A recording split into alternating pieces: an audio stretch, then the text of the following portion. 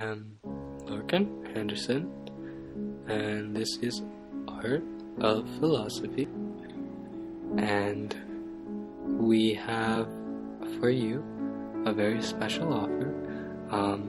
You can actually now donate to our PayPal account, and if you just search for Art of Philosophy on PayPal, you can find us, and we only take donations of silver dollars and $2 bills. So thank you very much. And the guest we have joining us today is Weyland Meddling, and he is a self-proclaimed expert on 18th century barbershop cheese. Well, can I interrupt you there? Yeah, go ahead. It's more specifically 18th to late 18th Sure. century children's and generally toddlers. Sure. Yeah. Sure. Children's and toddlers. Toddlers. Barber equipment. Uh-huh. And I actually have started my own some sort of museum that I run out of my garage. Sure. And I generally don't get that many people that come around to look at it. Of course. So it's very popular, I understand. And why don't you just tell us a little bit about, I believe you have a collection of rusty old scissors that you did put on display in the museum. And why don't you just tell us a little bit about that collection? Well, my most prized item that I have on display in my garage, or as I like to call it, my well, I haven't come up with a name yet, but Sure. It'll come. Okay.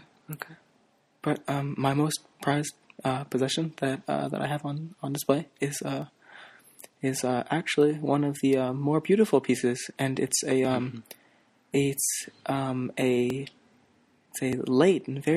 very late 18th century Sure. hair extractor. Sure. Otherwise known as tweezers, I believe. Go on.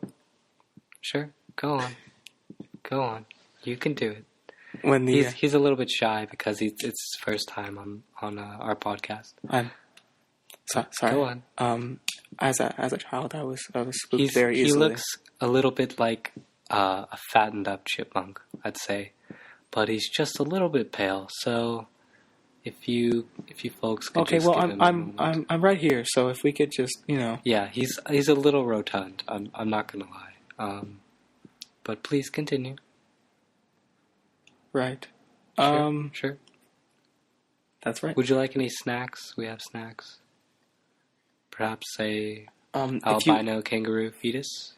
If you have any, if you have any eggs, I'd very much like to prepare myself some sort of omelet with the hair of a young dingo. Mm-hmm. Sure. And that actually segues us into our next topic, which is A Dingo Ate My Baby, okay? And so that's the name of our topic, and we'll be taking calls in from Australians who have experienced a loss through the consumption of their children by dingoes. Actually, Lorcan, now that you mention that, I have a very detailed story about a young Australian boy named Kenneth. Sure, and we all know Kenneth. Right. His father, also named Kenneth, Yeah, was one of the only way I can put it is that he worked for a porta potty managing company. Right. So they supplied many portable toilets to right. two large festivals in Australia, Sure. such as horse races, music festivals, Right. and various. Of this sorts. yeah. Something like that. That's right. Right. And he had a young boy, and one day when Kenneth came back quite late from work, Yeah. he saw that he had. I'm sorry, I'm getting a bit choked up. The story hits a little bit too close to home, but That's all right. That's all right. Kenneth is a dear friend of mine. Would you like some tissues there? Yes, I There you appreciate go. them. That's okay. That's good. Thank you. Oh, And I'll just take this moment to remind all of our listeners to cut out your pupils, because that really just means to be a good listener. And if you're a listener of our podcast, you will know that being a good listener is very important, and we appreciate all of our good listeners. Yeah, we do. okay. I'd like to continue where I left off. Go on. And his young son, Ferdinand, was well. Actually, let me first start by explaining who Kenneth was. Kenneth was a slightly rotund gentleman, like myself. Sure. Wonderful man. Sure. Heart of gold. He And when you say heart of gold, you mean that he literally went through a surgical procedure. That's right. That allowed him to have his heart encased in a gold leaf. That's right. That's right. Of course. That's right. And it was a very expensive but worthwhile procedure. Sure. As now it was very, very important to him. Actually, not many people know that the gold leaf, commonly found in the northeasternmost regions of Australia, can be very beneficial. To the heart and circulation that one finds in their body. Right. And the interesting thing about that procedure, actually, you mentioned this earlier, was that the procedure is actually a 50-50 chance of life and death. So if you do happen to survive that procedure, you actually receive some types of, almost superpowers. And I believe you have a list of those powers right here. Is that true? Well, they're pseudo powers. Right. Most of the time, when you undergo this procedure, if things do not go according to plan, well, you would die typically, would you not? Generally speaking, that's right. Right. But on very few occasions, you actually do gain some sort of superpower. Right. And one of those powers, I believe, is to smell through soup cans. Is that correct? The ability to smell through a soup can. A more common, actually, strangely enough, all of the superpowers have to do with food. Oddly enough. Sure. I knew of a fellow who could actually see through large bags of chips or crisps, as they call them overseas. Sure. And because no one likes to, purchase a bag of chips that has been slightly munched. Right, or even, a little bit squished or crunched during the packing or transportation process. And that also, when you have the ability to smell through a soup can, right, you can basically sample the soup. Of course. Without having to open that can. Right. So if you don't like the soup, then you don't have to open the can. Right, and they say that the Tibetan monks actually say that the best way to feel or to become one with a process is to smell. Right. And the most powerful sense is smell. Right.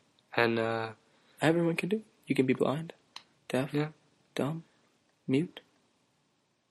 You could be a complete idiot and you can still smell. And that is what is important. So you could have one arm. You could be a cripple. You could, I don't know, you could have burns Of course, over 90% of your body. Right. And if we could just get back to the story of Kenneth. Right, Kenneth. With the heart of gold. Right. Kenneth's son was Kenneth. One day, he got a phone call, and he was sent to Nashville, Tennessee, right, in the United States, and to go to the National Waste Management Convention, right, which is a very large portion of Nashville's yearly gross income. Very, and we are actually going to be giving away 2 tickets to the Waste Convention, and we will be there on the 26th and 27th. I repeat, we will be there on the 26th and 27th, and we will be doing interviews and taking questions about waste disposal and septic tanks. Right. Well, as I was saying, one day Kenneth was sent to Nashville, and he had to leave behind his son. Mind you, he is separated from his ex-wife. Sure. Does not have a stellar relationship Right. with his ex-wife.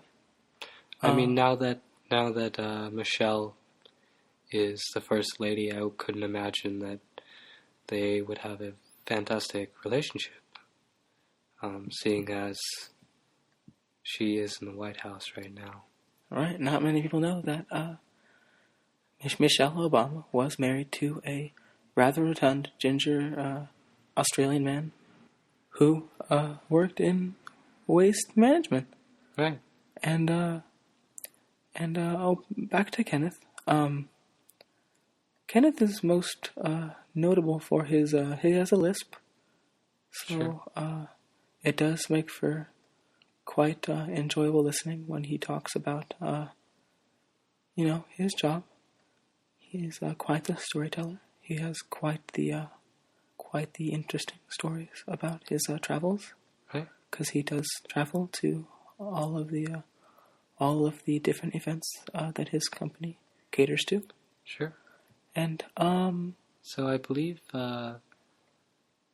Kenneth was almost the discoverer of a now well-known filtration process that allows for the common drug now known as bath salts, and I believe you're getting to that.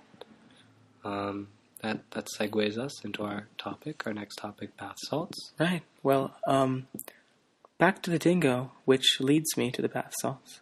Right. Kenneth had to come home one day from Nashville. Yeah. That's right. Yeah. That's right. Yeah. Okay. Yeah. Well, so. Yeah. Well. So he came home from. He came. Yeah. He came home from the waste management. He came home. Yeah. No. Well, the. Back to Australia? Yes, the international. Funny enough, Kenneth was the first of his whole family to ever fly on an airplane. Yeah. And I know he also really enjoys mango sherbet. Is that correct? That's right. He has his own blog where he... the Sherbet Daily, I believe. That's right. He portrays his love for different types of sherbets. Sherbets? Yeah. On in print.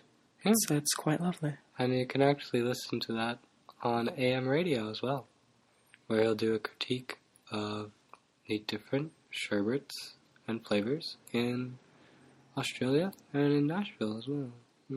You may not be able to find it on your local radio, but we will provide a link. We'll provide a link in the description. Okay. That's right. And right, continuing the story. So, Kenneth actually came home one day. He was coming home from the Nashville Convention for Sewer Management, and he had found that his son Ferdinand was being attacked by rabid dingoes. Right. Rabid dingoes. And that's actually similar to the man in Florida who became very ravenous when he took the bath salts and that's right. was actually found eating around 60%, 60 to 90% of a man's face off, a homeless man. That's right. And the Florida police were promptly shot the man on sight because, as everyone knows, there's absolutely no way to deal with someone who's on bath salts. There's no way to deal with a cannibal, as I always say. And for those of you who are listening, our viewers, bath salts are, and if there are any children listening, please. You might want to bring them into the room at this point, because it can be very educational. That's right. That's right. Make sure to never ever try and recreate any of these stories that we are telling on this podcast. And definitely do not attempt anything that we attempt. And I believe we do have some bath salts here today. And we have a fresh bag of bath salts for us to sample, and we're going to be sampling the different flavors. And the funny thing about that is we have a mango flavor that we're about to try, and it's a mango sherbet bath salt. And we are just going to get really freaking high right now. So actually, Lorcan, this reminds me quite a lot of the years I spent at a university. This is a nice throwback. And I believe that was the Obi-Wan University in that's right. The Nashville College. Yeah, at the Ouija Board Inspectors Women's Association of Nashville in Turks and Caicos, where we actually just returned from. And we did an episode that you can find about the Ouija Board Inspectors Women's Association of Nashville. And so, what were you saying? What were you saying about the bath salt? Remind you do you have a story to tell us? I think he has a special story for us. Oh, I don't know, Lorcan. It's kind of private. But, okay. Well, maybe once we do some of the bath salts, then I can.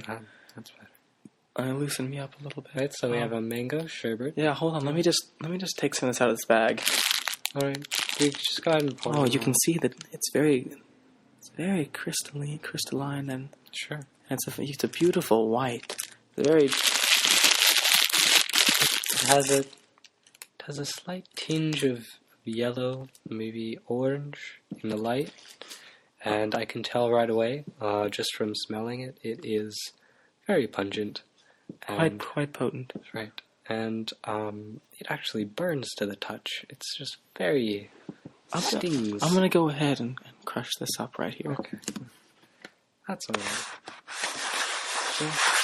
So we have just crushed the mango bath salts, and we are ready to take a little sniff. And here we go. If you don't mind, Lorcan, I'll start this out. If you have you snorted bath salts before? No, I don't believe I have. It's quite the enlightening experience. If you have not, right? I recommend taking anything sharp or that could be dangerous in any sort of way away from you now or in the near future. In the immediate future, right? I will go first, just so you can kind of get a look at what it okay. How this process is. Okay. That's right. Okay. Okay. Okay. So we are on our way here, and it seems our guest is going into epileptic shock. Actually, Lorcan, that's fairly normal when you sure. take your first, as they say on the street, your first hit of bath salt. Actually, surprising how easy it is to get your hands on bath salts. Right, because they are actually labeled and sold as bath salts, so the police do not know the difference because they are not actually looking for a drug. This is actually, anyone can buy this. You don't have to, there's nothing special about it. You just have to buy regular old bath salts. Oh, okay. And you crush them up, and Now, have you actually used the mango bath salts in a bath at all? I have. I generally like to, after I snort the bath salt, I like to get in a bath with the bath salt. It's right, quite calming. Does that it actually keeps you from devouring your own limbs? And that's right. That's right. It's numbs your entire face. Motherfuckers. God damn it.